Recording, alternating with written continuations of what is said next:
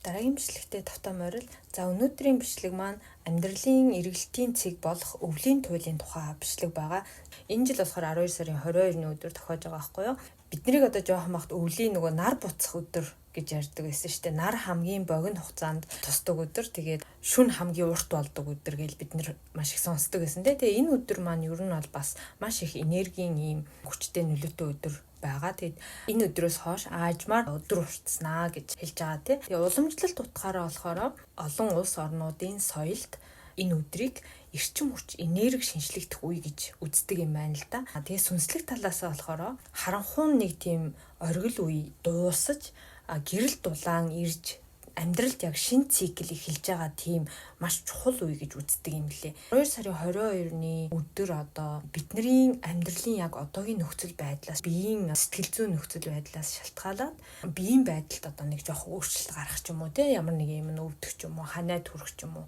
За тэгээд дээрэс нь амархан стресстэх, за сүрэг болох мөн одоо жоохон бүтлгүй зүйлүүд тохиолдох ч гэдэг юм уу. Тийм зүйлүүд бол гарах магадлал маш өндөр гэж үздэг юм байна. Энергийн тэр өөрчлөлтөөр нь аваад үзэх юм бол тэгээд урьдчилаад гол нь өөрсдийнхөө бие сэтгэлийг бид нар бэлтгэж байх хэрэгтэй. Тэгж чадсанараа болохоор энэ өдрийг маш гоё аятайхан ингээд бас өнгөрөх боломжтой гэж үзэж байгаа учраас за урьдчилаад бид нар тэгвэл ямар зүйлүүдийг ингээд өөртөө бэлтгэх хэрэгтэй юм бэ гэхээр 3 зүйл байгаа байхгүй юу.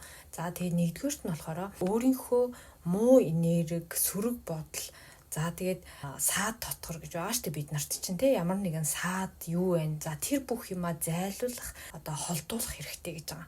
За тэхийн тулд ямар зүйлүүдийг бид нөрөө хийх вэ гэдэг зүйл гарч ирж байна те. Маш олон зүйлүүд байдаг л да. Тэгээд хамгийн түрүүнд хэлж байгаа зүйл нь бол яг далаан давстаа ванд суух гэдэг бол хүний одоо биеийн энергийг маш сайхан цэвэрлж өгдөг. За тэгээд дээрэс нь хөлсөө маш сайн гаргаж өгөх хэрэгтэй. Өөрийнхөө энергийг ингээд цэвэрлээ зогсохгүй гэрийнхээ энергийг ч гэсэн гоё цэвэрлэх хэрэгтэй гэж байгаа. Тэгээ энерги цэвэрлэх тал дээр бол угаасаа маш олон бичлэгүүд байдаг. Тэ та бүхэнд ч гэсэн өөрсөнд чинь ингээ хэрэгэлдэг зүйлүүд бас байгаа бах. Тэдрийгээ хэрэглээд ингээд өөрийнхөө энерги болоод гэрийнхээ энергийг цэвэрлэх боломжтой гэсэн үг. Лаасаах тэ лимонтой усаар одоо хаалга үүд юу гэдгийг бариул зэрэг арчих ч гэдэг юм уу. За тэгэл шалаа маш сайхан цэвэрх усаар бокигээ гоё савн бог нөртүүлээд ингээ гоё арчсан ч болно те. Яг өөрийнхөө гараар ингээ шалаа арчих гэдэг ч юм уу. Ер нь бол маш олон зүйлүүд байгаа. Тэгэхээр өөрт хамгийн боломжтой зүйлээ хийгээд бий болоод гэрийнхээ энергийг цэвэрлэх хэрэгтэй маа гэж байгаа. Дээрэс нь одоо сөрөг бодол маш их байдаг бол тэрийгэ цаасан дээр бичээд ингээд ураад хайсан ч болно. Өөрийн болоод гэрийн энерги ер нь гой сайхан байхад дагаад сэтгэл ч гэсэн бас гой болдог тий. Тэгэхээр та бүхэн манаас энийг нэгдүгээрт нь хийгээд үзээрэй гэмээр байна. Тэгээ энд бас нэг маш чухал зүйлийг та бүхэндээ бас хэлье гэж бодож байна. Хүний дотор сэтгэлд тий бодолд хэр их сөрөг бодол байна. Тэр чинээгээр нь бидний амьдрал дээр яг тэр сөрөг үйл явдлууд бий болоод сөрөг зүйлээр тэрийг ингээ гаргаж ирээд биднэрт мэдүүлэх гэдэг зүйл байдаг байхгүй юу. Тийм одоо үйл явдал, тийм зүйл болохоос өмнө бид нар өөрийнхөө нөгөө тэр сөрөг бодлыг өөрөө олж мэдээд ингээ гаргаад бичээд цэвэрлээд одоо юу гэдгийг те ингээ арга хэмжээ аваад явах юм бол амьдрал дээр тэр гарч ирэх сөрөг зүйлүүд харьцангуй багасна гэсэн үг. Тэгэхээр л ерөөсөө өөртөөгөө ажил гэдэг зүйл чинь хамгийн бас нэг цаагаараа хилээд байгаа зүйл нь энэ болж таарж байгаа байхгүй юу. Өөрөөр хэлэх юм бол одоо нэг ийм сөрөг бодол байла. За тэрийгээ бид нэр өөрсдөө ингээд мэдхгүй зүгээр ингээ яваад байна те. Тавгуурхаал ч юм уу ингээ яваад байна. Тэрийг ингээд та өөрөө мэдхгүй байхаар амьдрал дээр тэрийг өөр нэг үйл явдлаар танд мэдрүүлэхийн тулд тэр сөрөг амьдралын үйл явцууд, процессууд те ямар нэгэн зүйл ингэж тохиолдож гарч ирээд байгаа байхгүй. Тэгэл мэдхгүй байгаа л ах юм бол мэдхгүй ингээл өөрийнхөө дотор хүнийг одоо тэр сөрөг зүйлээ олж харахгүй, цэвэрлж чадахгүй, гаргаж чадахгүй яваалах юм бол бидний амьдрал тэр сөрөг одоо үйл явдлууд, сөрөг зүйлүүд дуусахгүй үргэлжилсээр л байна гэсэн үг байхгүй. Тийм болохоор ерөөсөө хамгийн түрүүнд өөртөөгөө ажил, өөрийгөө ол гэдэг чинь ерөөсөө ийм учиртай зүйл байгаа даа. Тэгээд нөгөө нэг Японы нэг гүрү ваку гэж байдаг байхгүй. Одоо нөгөө ингээд бөөрн хилээд цагаан цаас бэлдээд тэгээд өөрийнхөө өнгөрсөнд болсон зүйл, за тэгээд сүүлийн үед болсон өөрийнхөө амьдралд тохиолдсон ямар нэгэн тийм одоо таагүй сөрөг үйл явдлуудаа эргэж ингээд санаад тархинд дотроо бодоод гэсэн үг шүү дээ тий. Тэгээд тэр нөгөө цагаан цаасан дээрээ зүгээр ингээд балаар бүр ингээд зүгээр бөөрн хийлөөд ингээд ирээчээд манайхаар бол ингээд нэг сараачаад идэх штэ бөөрн хийлөөд тэгээд тэр цаасаа дуустал ингээд бүр бөөрн хийлөөд сараачаад ингээд тэгээд ирээчсэн одоо ер нь бол ирээчнэ гэсэн үг шүү дээ. Гой мой бичих шаардлагагүй. Тэгээ ингээд тэр цаасаа бүр дүүрээд ирэхээр нь ураад хайдаг. Тийм нөгөө гүрүү ваку гэдэг Японы нэг сэтгэл зүг ингээд сөрөг мэдрэмжийг гадагшлуулах нэг бас арга байдаг байхгүй. Тэрийг бас хийж үзэж болж гэн те. Яг боломжтой бол шатаас нь ч бас болдог. Тэгээд шатаах бас жоохон аюултай эрсдэлтэй учраас сүүлийн үед нэг усан дуустдаг цаас гэж бас байдаг болцоо болохоор тэр тийм цаасан дээр бас бичээд ингээд усанд хийгээ уусгаад зүгээр ингээд асгацсан ч бас болдог байгаа хгүй. Тэгээд Японд сэтгэл судлаач нар бас маш их энийг зөвлөдөг. Гол нь ер нь өөрсдөө ингээд өөрсдийнхөө дотор байгаа сөрөг бодол тэр зүйлийг цэвэрлээд сурчих юм бол бидний амьдралд яг тэрийг мэдрүүлэх гээд үүсээд байдаг сөрөг үйл явдлууд багаснаа л гэсэн үг байхгүй. Тэгэхээр энэ бол өөрийнхөө дотор байгаа тэр сөрөг зүйлийг ер нь бол мэдж таньж тэрийгэ цэвэрлэж гаргана гэдэг бол хамгийн эхний хийх ёстой алхмын зүйл байгаа даа. Нэг бол ерөөсөө өөрийгөө хамгаалж хийж байгаа гэдгийг л ойлгох хэрэгтэй юм шиг байгаа. Тэгээд хэдий ч нэ сөрөг байна, амьдрал дээр төдий ч нэ сөрөг үйл явдал тохиолдно. Хэдий ч нэ та бид нар ингээл эерэг байна, эерэг бодолтой байна. Амьдрал дээр яг л тийм эерэг гой зүйлүүд тохиолдно гэдэг энийг бол та бүхэн маань бүр бичиж тэмдэглэж аваад өөрийнхөө дотор байгаа тэр сөрөг зүйлийг хамгийн түрүүнд ер нь бол арилгах, байхгүй болгох, за тэгээд гаргах гэдэг зүйл дээр арга хэмжээ аваарай гэж хэлмээр байна. Тэгээд энийг 12 сарын 22-наас өмнө заавал хийгээд үзээрэй. Яг тэгэхээр 12 сарын 22 ингээд тэр нөгөө нэг шинжилтийн эргэлтийн энергитэй тэр өдөр гэхэд бидний тэр сөрөг зүйлээр нь багассан байвал их зүгээр байгаа байхгүй юу? За тэгээ хоёрдугаарт нь болохоор биеийн байдалд маш их нөлөөлөх юм уу, дархлаа унах, за тэгээ ханиад хүрэх янз бүрийн тийм шинж тэмдгүүд илэрдэг гэсэн байгаа учраас урьдчилаад дархлаагаа дэмжээд за дасгал хөдөлгөөн хийдэг ч юм уу тий. Дээрэс нас өвөлгээд хүмүүс ус шингийн юм бас уудаггүй, ер нь бүлийн ус маш сайн ууж байгаарай гэж хэлмээр байна. Тэгээд өөрийнхөө энергийг өндөр байлгахад анхаарах хэрэгтэй гэсэн үг. За тэгээд энд би бас товчхон энерги өндөр байлгах 8 зүйлийг та бүхэндээ танилцуулъя. Энерги унсан үед ер нь амдшгүй байдаг шүү дээ. Тэ ингээл сөрөг юм бодох гол ер нь бол ингээл бухимдал ирдэг шүү дээ. За тэгэх юм бол нэгдүгээрт тэр бодлоо таслаад өөр юм хийх гэсэн үг. Ухамсартайгаар л ер нь өөр юм хийн шүү дээ. Тэ тэгэхээр нүүрэндээ нөгөө нэмсгэлж байгаа нүүрний нөгөө хэлбэр гаргадаг ч юм уу. Бид нар одоо ингээд смайл хэлбэрт өөрийгөө байлгах юм бол автоматар тарих тэрийг баяр жаргалтай юм гэж ойлгодог гэж зөндөл олон сонсож байгаа тий. Тэгэхээр яг тийм нүүрний одоо инээж байгаа юм шиг хуурилд өөрийгөө оруулах ч гэдэг юм уу тий. Тэгээд дээшээ харах, за уртаар гүнзгий амьсгал авах, ер нь биеэ цэгцлээд нэг цэг суух гэхээс ахуулаад ер нь тэр бодлоо таслаад ямар нэгэн жижиг өөр үйлдэл хийх гэж байгаа. За тэгээ хоёрт нь болохоор маш сайн нойр авах, унтах.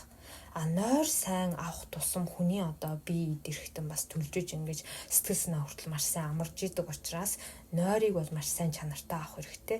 За тэгээд нойр чанартай сайн авахын тулд байнга тогтмол нэг цагт унтаад байвал яг тэр цагаа болохоор нойр хүрээд ирдэг. За эсвэл ном уншиж бас болж гэн тий. Халуун ванд сууж болж гэн.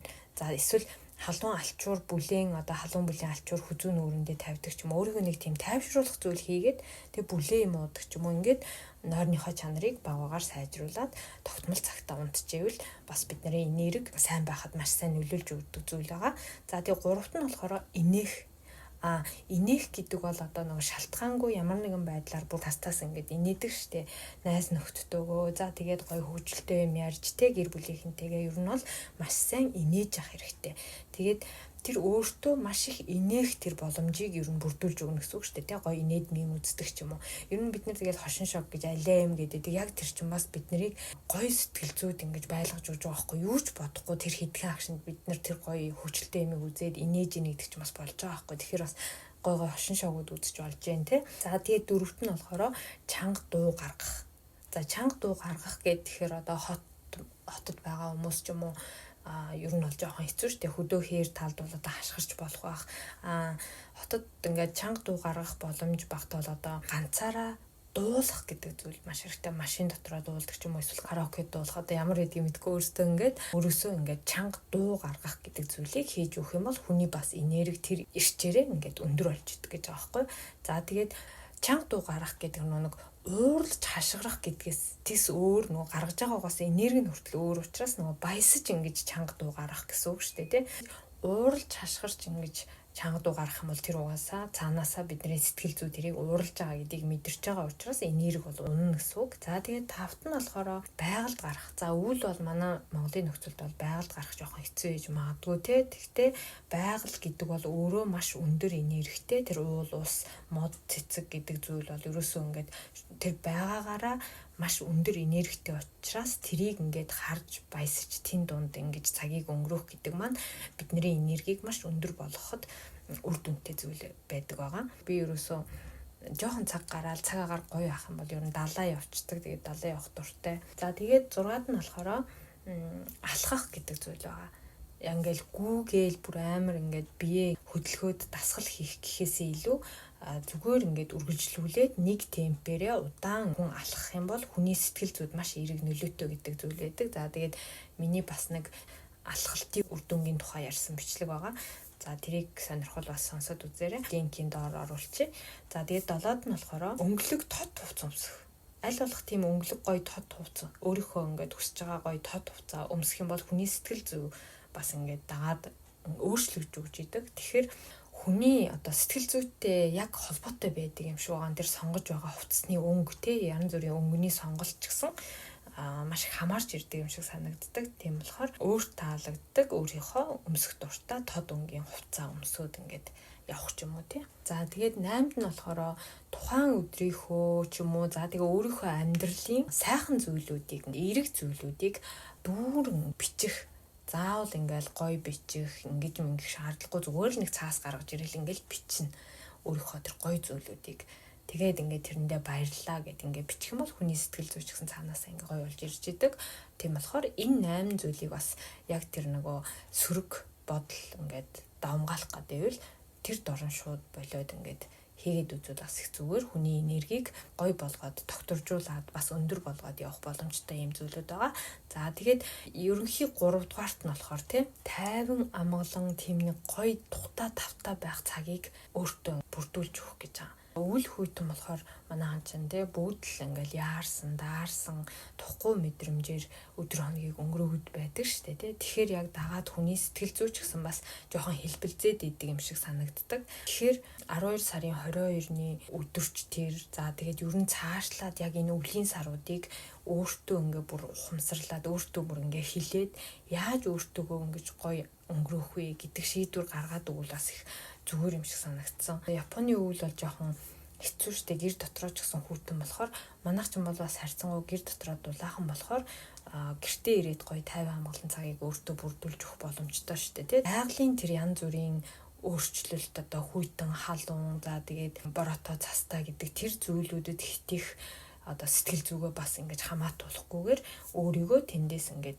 гоё байлгаад сурчих юм бол бас хүний сэтгэл зүй хэлбэлцэх нь бас маш бага байдаг.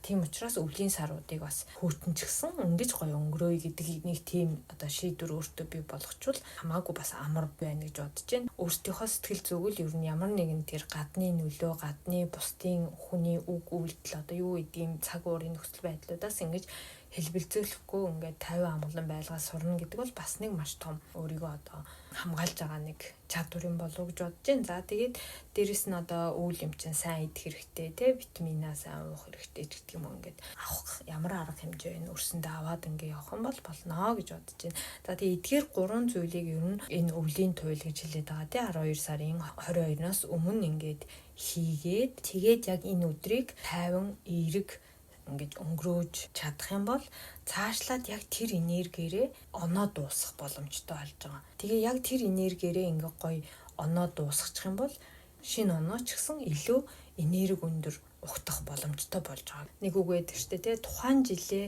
бид нэр хэрхэн яаж дуусгаж байгаагаар одоо шинэ оноо хэрхэн эхлүүлэхэд маш чухал үүрэгтэй байдгаа гэж үг байдаг. Тэгээд энийг ч гэсэн би бас яг үнэн юм шиг санагдаад идэг учраас 12 сарыг бас маш чухалчилж ингэж өнгөрүүлдэг болсон байгаа. За тэгээд та бүхэнд маань өнөөдрийн бичлэг таалагдсан гэж бодож байна. Тэгээд дараагийнхаа бичлэгээр дахин уулзцаая. Баярлалаа.